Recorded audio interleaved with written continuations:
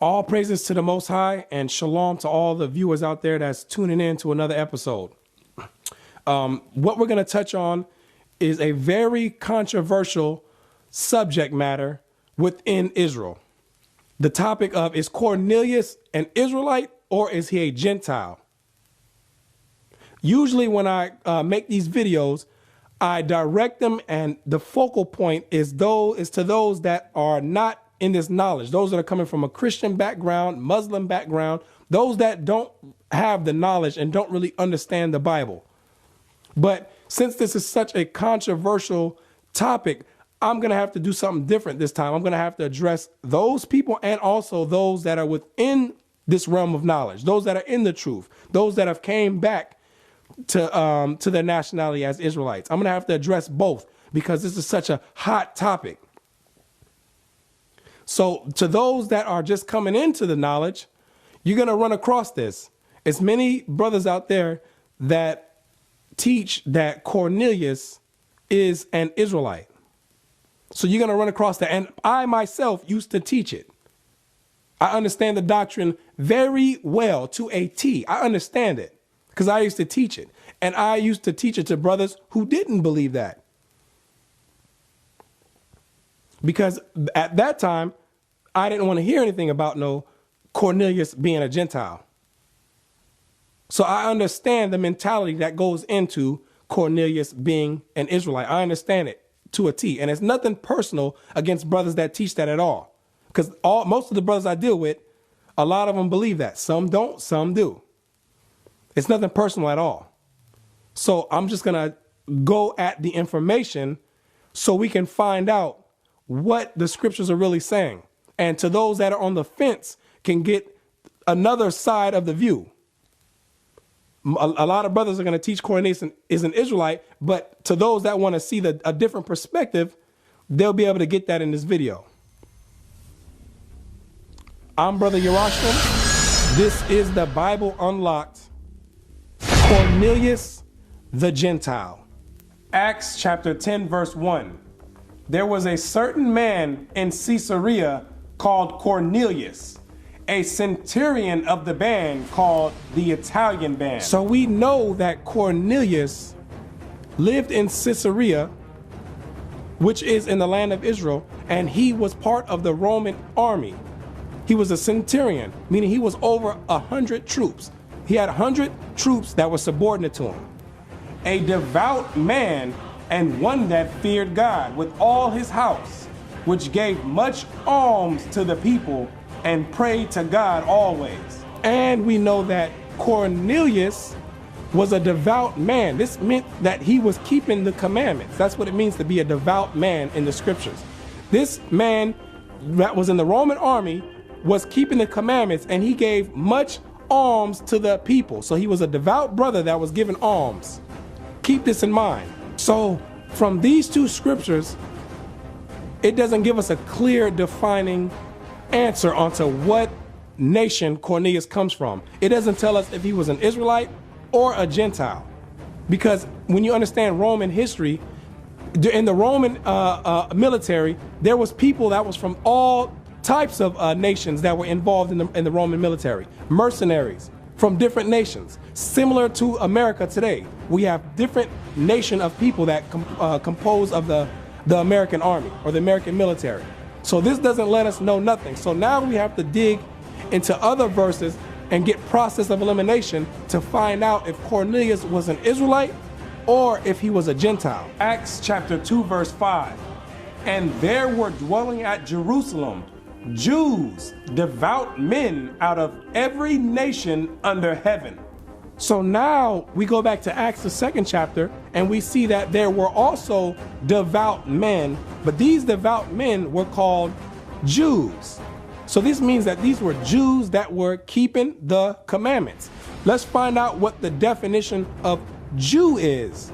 Zondervan Bible Dictionary. Jew. Originally, it denoted one belonging to the tribe of Judah or to the two tribes of the southern kingdom. So when I used to teach that Cornelius was an Israelite, this is the definition that I would use. Notice that it says originally it denoted. That means in the beginning, when it first became, that's what it was talking about, the southern kingdom. So this is what I would teach to set up the premise on teaching Cornelius is an Israelite. So Jews mean the southern kingdom. But watch what happens when you can continue reading in the definition of Jews. But later, its meaning was extended and it was applied to anyone of the Hebrew race who returned from captivity. So this is the part of the definition that I would totally ignore, teaching Cornelius is an Israelite. And you're going to find out why you have to ignore this part of the definition in order to teach Cornelius is an Israelite. So when it says Jews coming out of every nation, it's talking about Israelites, because Jew originally meant southern kingdom, but later on it didn't mean that anymore. It meant all the Israelites coming out of exile. Follow me. As most of the exiles came from Judah, and as they were the main historical representatives of ancient Israel, the term Jew came finally to comprehend all of the Hebrew race throughout the world. The term Jew was an umbrella term for Israelites, all the 12 tribes. And as we go on in Acts the 2nd chapter, it's gonna back up what the scholars were saying, that Jew does not mean just southern kingdom. And as we continue on with the lesson, you're gonna find out the importance of it. You're gonna find out the importance of understanding what Jew means. That it's not just the southern kingdom, but it's also the northern kingdom. So when it says every nation, there was Jews that came down for Pentecost in Acts the 2nd chapter, it was both southern kingdom and northern kingdom. And we're gonna and it's gonna prove it in the scriptures as we continue going on. Acts 2 verse 9. Parthians and Medes. Parthians and Medes. This is the first group of Israelites on the list. Let's find out where the Parthians and Medes, who is coming out of these nations. If it's the 10 tribes or if it's talking about the southern kingdom. Watch. Zondervan Bible Dictionary. Parthians. Luke's geographical list of the people who were in Jerusalem on the day of Pentecost, Acts 2 verse 9, is headed by Parthians and Medes. By Parthians, Luke no doubt meant all the Jews and proselytes who lived in the old Parthian Empire to the east, known today as Iran. The earliest dispersion of the 10 tribes took place in the eastern countries. So the 10 tribes are the ones that are coming out of these regions. The 10 tribes, that's what the scholars are letting you know. When Israel was taken away, the house of Israel, or the 10 tribes, the northern kingdom, when they were taken into captivity by the Assyrians, they went to the eastern region. They coming out of these countries right here that's being named. Now, we're going to use the scriptures to back up what the Bible scholars are saying. They're telling you that the 10 tribes were here during the time of Pentecost, included in the Jews out of every nation. Let's use the scriptures to back it up. 2 Kings chapter 17 verse 6.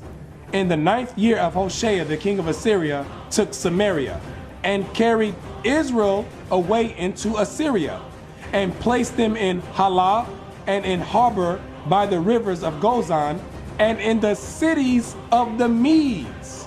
In the cities of the Medes.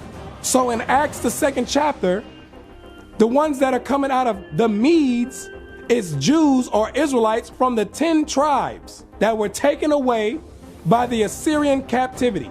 They're coming back out of exile. They're being called Jews because that is the term, the umbrella term for all Israelites, northern and southern kingdom. They're coming to Pentecost to celebrate the feast.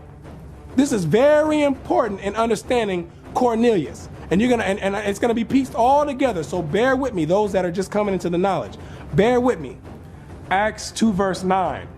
Parthians and Medes and Elamites and the dwellers in Mesopotamia and in Judea and Cappadocia, in Pontus and Asia, Phrygia and Pamphylia, in Egypt, and in the parts of Libya about Cyrene, and strangers of Rome, Jews and proselytes. So now we know that it is clear that the northern and southern kingdom together were here at the Feast of Pentecost.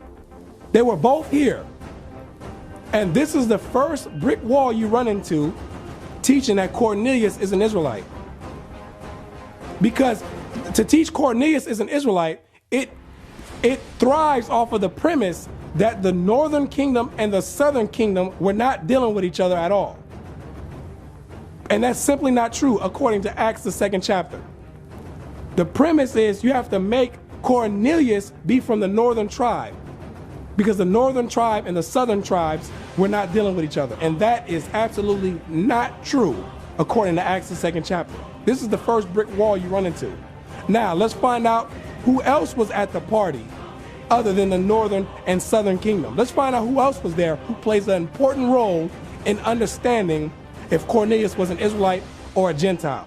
Acts 2 verse 14. But Peter. But who? Peter. Who? Peter. This is the same Peter that's going to be dealing with Cornelius in Acts, the 10th chapter. Keep this in mind.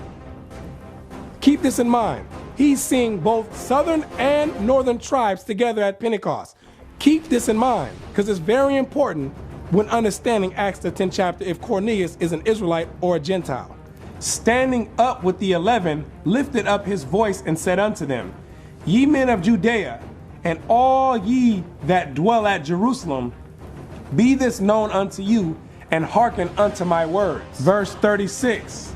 Therefore let all the house of Israel know assuredly that God hath made that same Jesus whom ye have crucified, both Lord and Christ. This is where you run into a steel wall if you teaching Cornelius is an Israelite from the northern kingdom. Who is the house of Israel?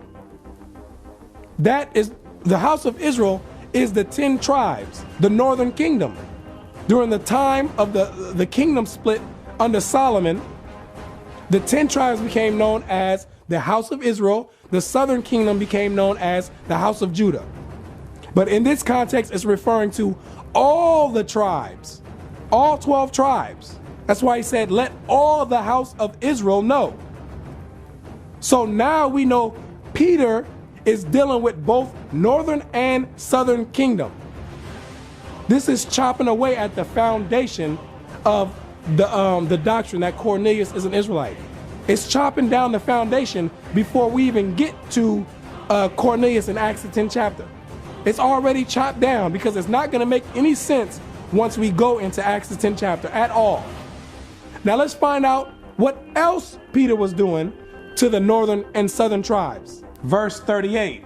Then Peter said unto them, Repent and be baptized, every one of you, in the name of Jesus Christ, for the remission of sins, and ye shall receive the gift of the Holy Ghost. Now you've ran into a titanium wall, because now Peter is baptizing both northern and southern kingdom, both of them.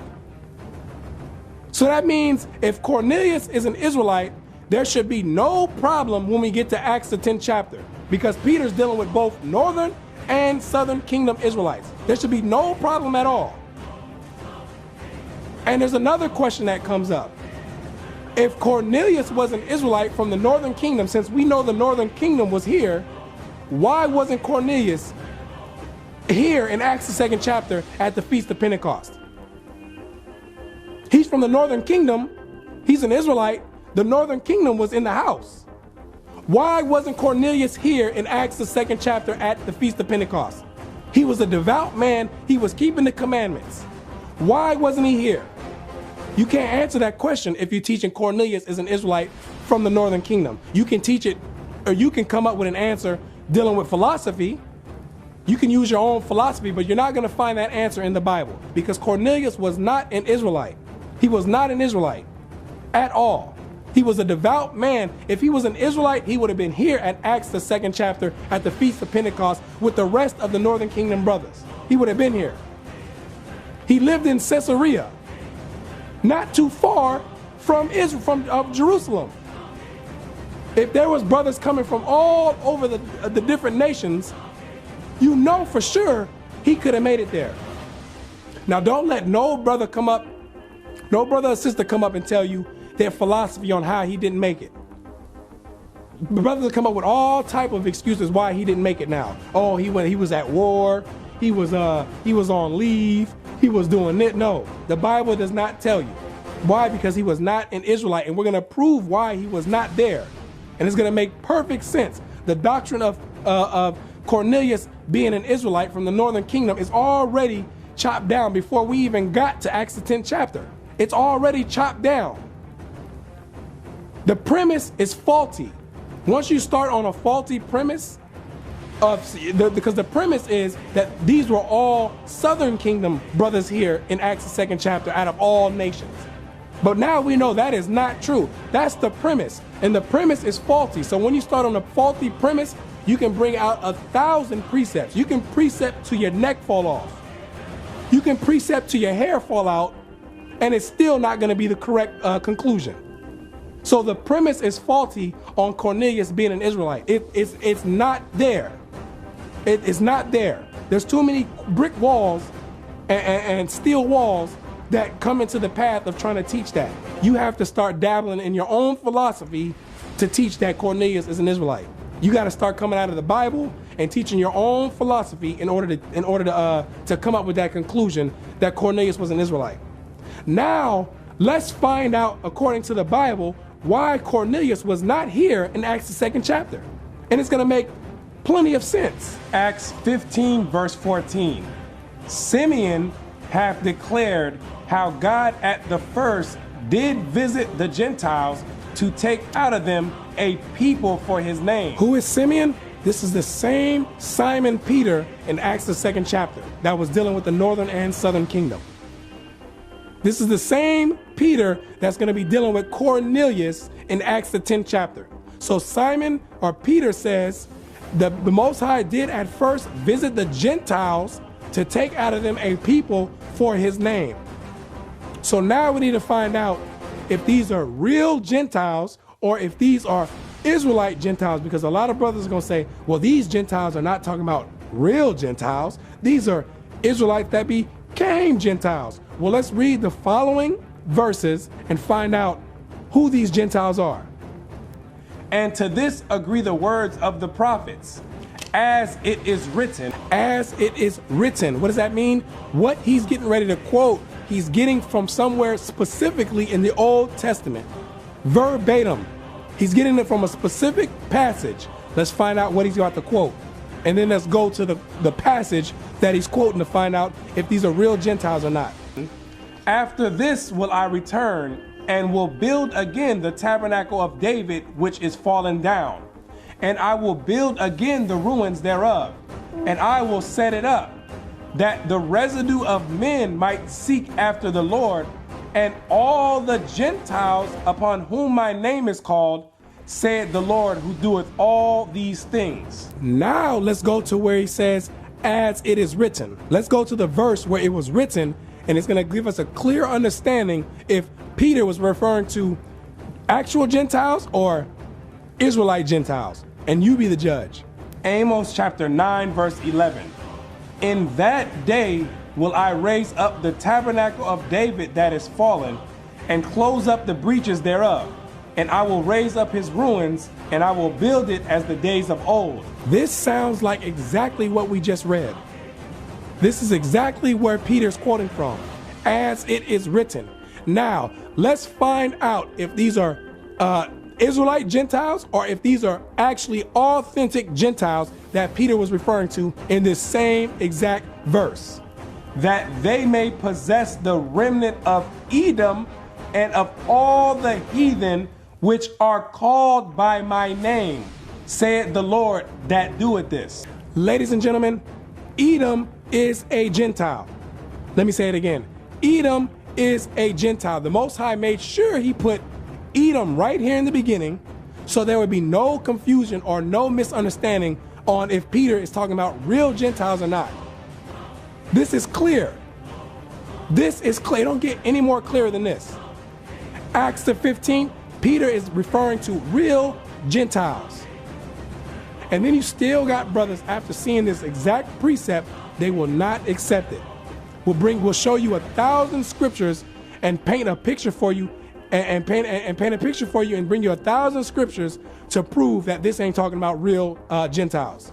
How do I know? I used to do the same exact thing, because you have to paint that picture if you want to believe all the New Testament Gentiles is talking about Israelites. You have to keep coming up with different lies upon lies upon lies. You have to keep doing that. So you have to make all the scriptures that are referring to real Gentiles, you have to make them become non-Gentiles or Israelite Gentiles in order to keep the doctrine going. But when I ran into Amos 9th chapter, that's when I knew, okay, there's no way that these New Testament Gentiles is talking about Israelites. There's no way. There's no way that all of them is talking about Israelite Gentiles. Some of them are, but the majority of them are not. Amos 9 is the deal sealer. There's no way around Amos 9. Yeah, the only way around Amos 9 is philosophy. Philosophy and you dealing with your own, coming up with your own doctrine. That's it. There's no way around it. Brothers and sisters that can't see this, for those that's coming into the knowledge, don't waste your time arguing with nobody who's dealing like that. And I'm talking to brothers and sisters that's in the knowledge. Don't waste your time dealing with nobody who's going to argue this. You just tell them, okay, brother or sister, you want to believe that? You go right ahead. Have fun doing it. I'm not going to argue with you. If you can't see this, I don't know what's going on with you then. Don't even argue with them. So now let's go back and tie it together with Acts the 15th chapter and Cornelius. Let's tie it all together before we get into the breakdown of Cornelius. Acts chapter 15 verse 14. Simeon hath declared how God at first did visit the Gentiles to take out of them a people for his name. So now we know that these are actual Gentiles that Peter's referring to. Now we need to know, when did the Most High visit the Gentiles to take out a people for his name? You're going to find out that this is talking about Cornelius in Acts the 10th chapter. This is the reason why Cornelius did not make it down to Pentecost, because he was a natural, actual, authentic Gentile. He didn't have to go down to Pentecost. The law does not say that strangers or Gentiles have to keep the feast of Pentecost or any of the feasts. The Israelites, the children of Israel, are the ones that's commanded to keep the feast. So Cornelius was not out of line by not going to keep the feast. This is the reason he didn't go. And if he went, he wouldn't have been accepted. Because the Jews or the Israelites were not dealing with the other nations. They were not dealing with the other nations like that. So this is why Cornelius didn't make it down to Pentecost. Now, let's go to Acts the 10th chapter and find out about Cornelius. Acts chapter 10 verse 1. There was a certain man in Caesarea called Cornelius, a centurion of the band called the Italian band, a devout man and one that feared God with all his house, and gave much alms to the people and prayed to God always. If Cornelius was an Israelite from the northern kingdom, he must have not feared God that much, because he didn't make it down to Pentecost in Acts the 2nd chapter. He must have not really feared God that much, since he didn't bring his behind down there. But since Cornelius was not an Israelite, he's good. He's a devout man, and he gave alms to the people. Which people? Is talking about the Israelites. For you Gentiles out there, this is the role model for you right here, Cornelius. This is the role model. You need to follow the steps that he put out for the rest of the Gentiles. The Most High visited him in this chapter and to take out of him a people for his name. So this is who you need to be focused on. On the morrow, as they went on their journey and drew nigh unto the city, Peter went up upon the housetop to pray about the 6th hour.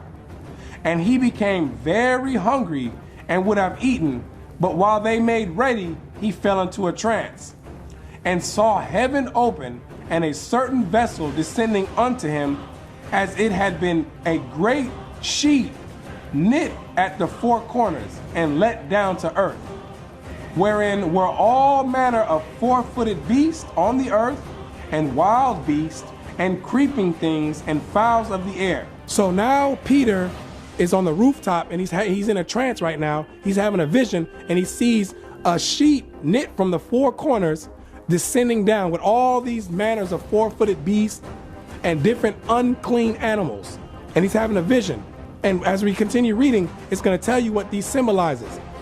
For the Christian church, this ain't talking about him waking up and eating pork. As we continue reading, it's going to show you what these unclean animals represented. And there came a voice to him, Rise, Peter, kill and eat. But Peter said, Not so, Lord, for I have never eaten anything that is common or unclean. Showing you, Christians, that Christ, Peter, the apostles, wasn't dealing with no pork, shrimp, crab, and lobster. They weren't dealing with it. He says, I never ate anything common or unclean. But this was not referring to actual animals. This was symbolic. Watch. And the voice spake unto him again the second time, What God hath cleansed, that call not thou common. And as Peter was coming in, Cornelius met him and fell down at his feet and worshiped him. So at this point in the story, the Most High had already been dealing with Cornelius, and the Most High had been dealing with Peter at the same time, setting them up for when they met. He'd been giving Cornelius dreams, and he had been giving Peter dreams. So now they're finally meeting, and Cornelius bowed down to Peter. And watch what happens. But Peter took him up, saying, Stand up. I myself also am a man. Peter told him to get up. You don't need to be bowing down to me, because I'm a man just like you are. But Cornelius thought that that was his respective place to come and bow down to the Israelites. That's what he thought was the right thing to do. But Peter told him, no, it's not the time for that. Let's read on. And as he talked with him, he went in and found many that were come together. And he said unto them, Ye know that it is an unlawful thing for a man that is a Jew to keep company or come unto one of another nation. Now, if Cornelius is an Israelite, I should be able to find this somewhere in the law where it's unlawful for the southern kingdom to deal with the northern kingdom. I should be able to find this somewhere in the first five books of Moses. I remember when I used to teach this, and I brought this to my brother Sabalon from the Light of Zion, and I showed him this verse, and he said, "Brother, where is it unlawful for the northern kingdom and the southern kingdom to deal with each other? Where is that in the law?" And back then, I wasn't trying to hear. I wasn't really paying attention to what I was actually saying. So the verse that I would give is Hosea 4, verse 17. Ephraim has joined himself to idols, let him alone. Then he say, brother, that don't have nothing to do with something being unlawful. Where does it say in the law that the southern kingdom cannot deal with the northern kingdom? Where is that in the law? Peter said it's unlawful. It's not in the law. But let's find out what is in the law. Deuteronomy 7, verse 1. When the Lord thy God shall bring thee into the land whither thou goest to possess it, and hast cast out many nations before thee, the Hittites, and the Girgashites, and the Amorites, and the Canaanites, and the Perizzites, and the Hivites, and the Jebusites, 7 nations greater and mightier than thou. And when the Lord thy God shall deliver them before thee, thou shalt smite them, and utterly destroy them. Thou shalt make no covenant with them, nor show mercy unto them. Neither shalt thou make marriages with them. Thy daughters thou shalt not give unto his sons, nor his daughters shalt thou take unto thy sons. When we came into the land of Israel, it was unlawful to deal with all the inhabitants that was there. The Most High said not to make any covenants with these people because they would turn you away from serving the Most High. This is where it is unlawful to deal with other nations. And as you keep reading the books, the first 5 books of Moses, you'll find out that other nations became added to this list, like the Ammonites, the Moabites. There's more nations that got gradually added to this list. Let's get some more. Nehemiah 13 verse 1. On that day they read in the book of Moses in the audience of the people, and therein was found written that the Ammonite and the Moabite should not come into the congregation of God forever, because they met not the children of Israel with bread and with water, but hired Balaam against them, that he should curse them. Howbeit our God turned the curse into a blessing. Now it came to pass, when they had heard the law, that they separated from Israel all the mixed multitude. Why did they separate all the mixed multitude? Because it was an unlawful thing for one that is a Jew to keep company with one from another nation.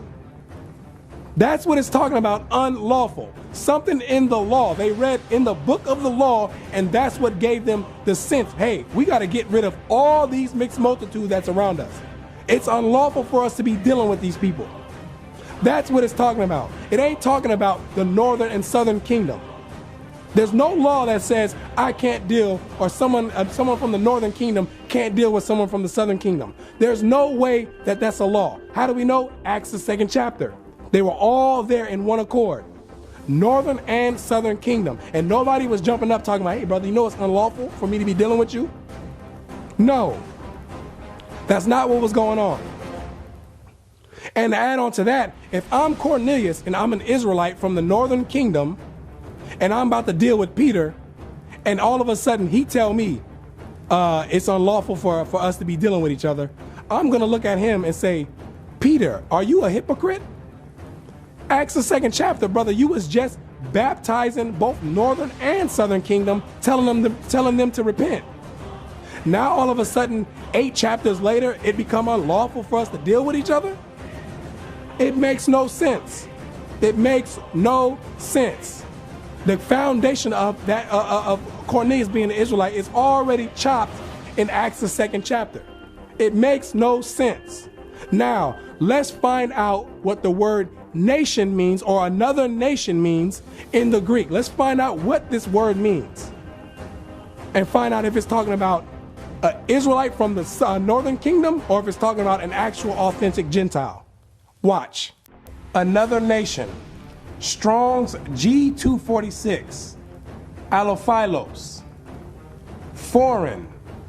When used in Hellenistic Greek in opposition to a Jew, it signifies a Gentile, one of another nation. Acts chapter 10 verse 28. It signifies, when it's contrasted to a Jew, it's talking about a Gentile, not northern kingdom. A Gentile. That's what it's referring to. It's not talking about southern kingdom can't deal with northern kingdom. It's talking about dealing with Gentile nations. It's unlawful. That's what Peter was dealing with. It's unlawful. Peter don't have amnesia. In Acts the 2nd chapter, he's dealing with northern kingdom. Then all of a sudden, he just forget in Acts the 10th chapter. He don't have amnesia. Peter knew what he was talking about. And the scholars are telling you. And the reference that they gave is Acts the 10th chapter, the 28th verse. Telling you that this is talking about Gentiles. This is not hard to be understood, ladies and gentlemen. This is what was going on during this time. That's why the Most High had to show him this vision. And another thing, let's add on to it even more. If Cornelius was from the northern kingdom, why would the Most High have to show Peter another vision to accept someone from the northern kingdom when he was already baptizing and dealing with people from the northern kingdom in Acts the 2nd chapter? It doesn't add up. It does not add up, ladies and gentlemen. It does not add up. It does not add up at all. So these are some of the things that have to be taken into consideration when dealing with these doctrines. You can't answer these questions. These questions cannot be answered if Cornelius is an Israelite from the northern kingdom. You just can't answer it. You got to come up with philosophy and try to paint 1,000 scriptures to paint a picture to make him become an Israelite, when it's not hard to understand. Acts the 2nd chapter lets you know. And he said unto them, ye know that it is an unlawful thing for a man that is a Jew to keep company or come unto one of another nation. But God hath showed me that I should not call any man common or unclean. What the beast and the unclean animals that was coming down in the vision that Peter had knit from the four corners with all the unclean beasts, it represented unclean men. Not pork chops for the Christians out there, not ham sandwiches, not pepperoni. It wasn't talking about that. It was representing the unclean Gentiles. The Most High was breaking down the barrier. Because when you go back to Acts or Amos, the 9th chapter, it tells you why. So he would put a name on the Gentiles so they would be a possession for the Israelites in the kingdom of heaven. That's what the whole thing is about. He's going to pick certain Gentiles to have the privilege to serve the Israelites in the kingdom. That's what the whole thing is about. Cornelius was the one who started it off. Immediately after this verse, when I was teaching Cornelius was an Israelite, I would go right to Ezekiel the 37th chapter to show the northern kingdom and the southern kingdom coming right back together as one fold and having one king. That precept has nothing to do with what's going on in Acts the 10th chapter. Nothing to do with that at all. We already seen in Acts the 2nd chapter that the northern kingdom and the southern kingdom were already dealing with each other. This prophecy in Ezekiel 37 will not come to pass until Christ returns. It's not going to come to pass. It tells you in the Apocrypha in 2nd Ezra that the Christ would gather the 10 tribes and bring them back. Then we will become one fold again. The ones that went in 721 BC over to the Americas. So that prophecy has nothing to do, that precept in Ezekiel 37 has nothing to do with what's going on here. Because the premise of the northern kingdom and southern kingdom beef going on in Acts the 10th chapter has already been chopped down in Acts the 2nd chapter. Has nothing to do with it. Nothing to do with it. That's why I say once the foundation is chopped down, all the other precepts that come after are faulty. They're error. They don't go together because the foundation was already shaken. Then Peter opened his mouth and said, of a truth I perceive that God is no respecter of persons. So now Peter understands that the Most High is not a respecter of persons. When I was teaching that Cornelius was an Israelite, I would say, well, that's not true because God is a respecter of persons. Then I would take you right to Exodus 2:25, where it says, the Lord looked down on Israel and had respect unto them. Not understanding what I'm reading in Acts the 10th chapter. It has nothing to do with that. It said God is no respecter of persons. God is a respecter of nations because he chose Israel, we're his chosen people, of course. He chose us above all people. He's a respecter of nations, not a respecter of persons. A respecter of persons is dealing with an individual. We're going to get the precepts to prove that Peter was talking about individuals, not nations. 1 Peter chapter 1 verse 17. And if ye call on the Father, who without respect of persons judgeth according to every man's work, past the time of your sojourning here in fear. The Most High judges according to every man's work. That was talking about he's not a respecter of persons in judgment. That's what he was referring to in Acts, the 10th chapter. He's not a respecter of persons. He's talking about every man's work. This has nothing to do with nationhood. It's obvious that the Most High is a respecter of nations. That's obvious. Peter didn't need to have a revelation about that. And if Cornelius is an Israelite, why does he need a revelation that the Most High is not a respecter of persons dealing with Israelites, when he just finished dealing with northern and southern kingdom in Acts the 2nd chapter? It doesn't add up. Why does he need this new revelation when he just finished dealing with both northern and southern kingdom in Acts the 2nd chapter? Because Cornelius was a Gentile. He was a natural, authentic Gentile, ladies and gentlemen. That's what he was. Let's get some more on this respecter of persons. Romans chapter 2 verse 9. Tribulation and anguish upon every soul of man that doeth evil, of the Jew first, and also of the Gentile. So the Most High brings down punishment on the Jew first, meaning the Israelites first, then the Gentiles. That's what he does. We're living the punishment right now. It's us first, then when the kingdom comes, the Gentiles are going to have to serve their punishment. They're going to have to serve out their punishment. The Most High is not a respecter of persons. Let's keep going. But glory, honor, and peace to every man that worketh good, to the Jew first, and also to the Gentile. To the Jew first, then to the Gentile. The Most High is giving out blessings and rewards for righteousness to the Israelites, his own people first, then to the Gentiles. But everyone gets the blessings if they do righteousness, because the Most High is not a respecter of persons. He's a respecter of nations, but not persons. If an Israelite is doing wickedness, he's not going to get a pass just because he's an Israelite. He's not. The Most High is going to judge you the same, whether you're an Israelite or you're not an Israelite. He's going to judge you. He's no respecter of persons. For there is no respect of persons with God. The Most High is not dealing with respecter of persons. He's not a respecter of persons. Let's not get it confused with respecter of persons and respecter of nations. He has respect for his nation. Israelites are the chosen people, no doubt about it. We know that. We are the chosen people. But respecter of persons, if somebody's doing right, Jew or Gentile, he's going to give a reward according to every man's work.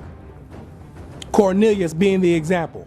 Then Peter opened his mouth and said, of a truth I perceive that God is no respecter of persons, but in every nation he that feareth him and worketh righteousness is accepted with him.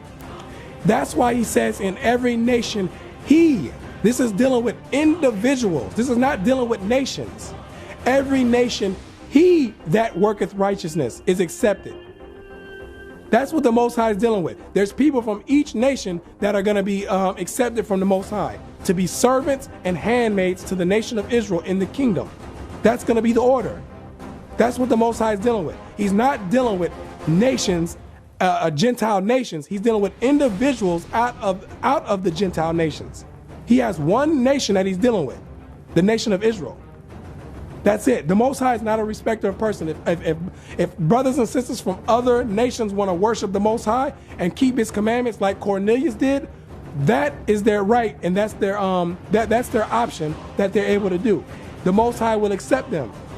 And you can read all throughout the Old Testament of the Most High accepting Gentiles for doing righteous things. This is not a new concept. The word which God sent unto the children of Israel, preaching peace by Jesus Christ. He is Lord of all. The word that the Most High is no respecter of persons, and that the Gentiles now had a chance to come into the fold so they can be servants and handmaids in the kingdom. They can get their spot as servants and handmaids to the Israelites in the kingdom of heaven. That prophecy is now being opened up. That gateway is now being opened up. That's what the word was sent to the children of Israel. Because Peter was the one who got the vision. He's the one who got the understanding first. So now the word had to get taught to all the rest of the Israelites so they can know what time it is. So they can not be saying it is an unlawful thing for a man that is a Jew to keep company with one from another nation. So they would understand that concept that the Most High is dealing with other people from other nations. And it's for a reason. It's for a reason. So that's the word that the Most High sent to all the children of Israel. So now we understand the situation with Cornelius. He was not an Israelite from the northern kingdom. He was a Gentile. The scriptures don't say what nation he was from, so I'm not going to speculate and tell you he was from this nation or that nation. All we know is that he was an actual Gentile coming into the fold. giving alms to the children of Israel. He was doing what he was supposed to do. That's what he was doing. That's the guideline for all the Gentiles coming in. Cornelius was not trying to bring Sunday worship to the Israelites. He was not trying to bring Christmas to the Israelites. Cornelius was not trying to bring white Jesus or Caesar Borgia to the Israelites. He was a man that humbled himself, and that's what the Most High was looking for out of the Gentiles. He had 100 men under him. He was a centurion. He was over 100 men, and he was still able to humble himself and understand his position with the children of Israel. That's what the Most High is looking for out of the Gentiles. Those are the ones he's going to take and take out of them a people for his name. Not stubborn Christians and that's doing Christmas and teaching the children of Israel to sin and stay in wickedness. He's not going to be dealing with those. He's not at all. So we know clearly that Cornelius is not an Israelite. He's not an Israelite at all. The premise of him being an Israelite is already faulty and chopped down in Acts the 2nd chapter once you examine it. Acts the 2nd chapter, that is the main chapter to go to if you want to find out if Cornelius is an Israelite. Breaking down Acts the 2nd chapter will tell you everything. You don't even need, after Acts the 2nd chapter, you really don't even have to go to Acts the 10th chapter at all. Just going to that will show you that this brother's not an Israelite at all. He's not an Israelite Gentile. He's not an Israelite foreigner. He's none of that. He's none of that. So when the premise is chopped down, that's why I say you have to make sure your premise is your premise is correct. Because if the premise is faulty, all the information that comes afterward is going to be faulty. And you're going to have to keep creating lies upon lies. You're going to have to keep creating scriptures, making up scriptures, telling people that this scripture don't mean that. Oh, it means this. Giving your private interpretation. That's what you're going to have to keep doing in order to maintain that doctrine. It's an exhausting doctrine to keep. Trust me, because you have to go to 1,000 scriptures to explain it. You got to go through 1,000 scriptures to explain, to make Cornelius an Israelite. But once you break down Acts the 2nd chapter, there's really nowhere else to go. Like, you cannot get around that.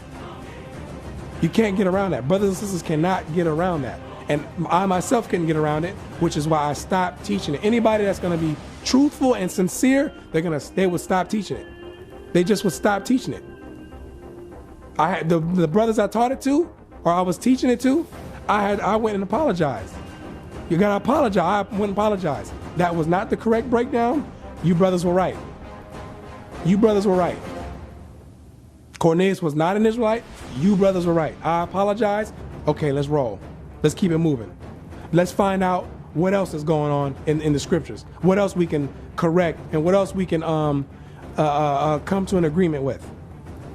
Brothers that's sincere. That's one thing I respect about camps like the House of David and GOCC.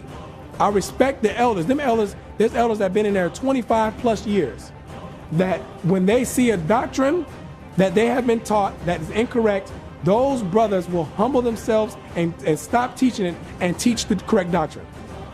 You can go on their page and on their website and see it, where they tell you, you know what, this is something that was taught incorrectly. Here's the real information, or here's the information we came upon. You know how hard that is after 30 years of being in the game to be able to say, you know what, I guess that was wrong. I've been teaching this for 15 years. I guess that was wrong. Let me teach what the scriptures really say. That's who the Most High is going to keep teaching knowledge to. If you think that you know it all already, then that's it. You're sealed. Your mind is sealed already. That's the plateau for knowledge. If you believe that you know it all already and you won't accept scriptures for what they say, you've plateaued. And for brothers and sisters, I tell you, do not argue with brothers and sisters that are like that. If they want to believe that, fine. You go ahead and believe it. You can go ahead and believe it. I'm not going to argue with nobody, especially on clear scriptures. I'm not going to waste my time doing no argument. You want to argue and go back and forth? You go ahead. You can waste that energy. I don't have that energy. I don't have that energy. I don't have it. So that's one thing that I do respect about brothers like that in the House of David and GOC. There's other camps that are like that, but those camps have been in the game for a long time, and to be able to humble themselves, that shows you something about someone's character. Those are brothers that you would want to be under if you decide to go inside a camp. People that's not just going to teach you something that they've been learning and regurgitating. That's Christianity. That's what that is. That's Christianity. We're not dealing with Christianity. We're dealing with evolution of scriptures, evolution of knowledge, not Christianity. So with that, I hope everyone has been edified and hope everyone is being able to learn something. And another thing, I will tell brothers and sisters to go and learn, or not go and learn, but go and view the other side of the story. Go and view the Israelite, or the Cornelius being a Gentile. I mean, being an Israelite. Go and view it. I'm not gonna lie, it's a hot breakdown. It's a hot breakdown. On the surface, it's a hot breakdown. It feel like it's rolling. You feel like everything is cool. It feel like this is it. But that's on the surface until you start digging underneath it and you say, hold on, this cannot be true. This can't be true. This thing don't add up. On the surface, it's hot, I'm telling you. So that was the mistake I made, is not viewing both sides. I only went with one side. Usually I always check both sides of the story to see how they add up. But with the Cornelius thing and the New Testament Gentiles, that's what I did not do. That's what I did not do. I made a mistake by doing that. I made a mistake by doing that. So I'm going to tell you, brothers and sisters, to not do that. Always hear both sides of the story, and then you decide which one makes sense.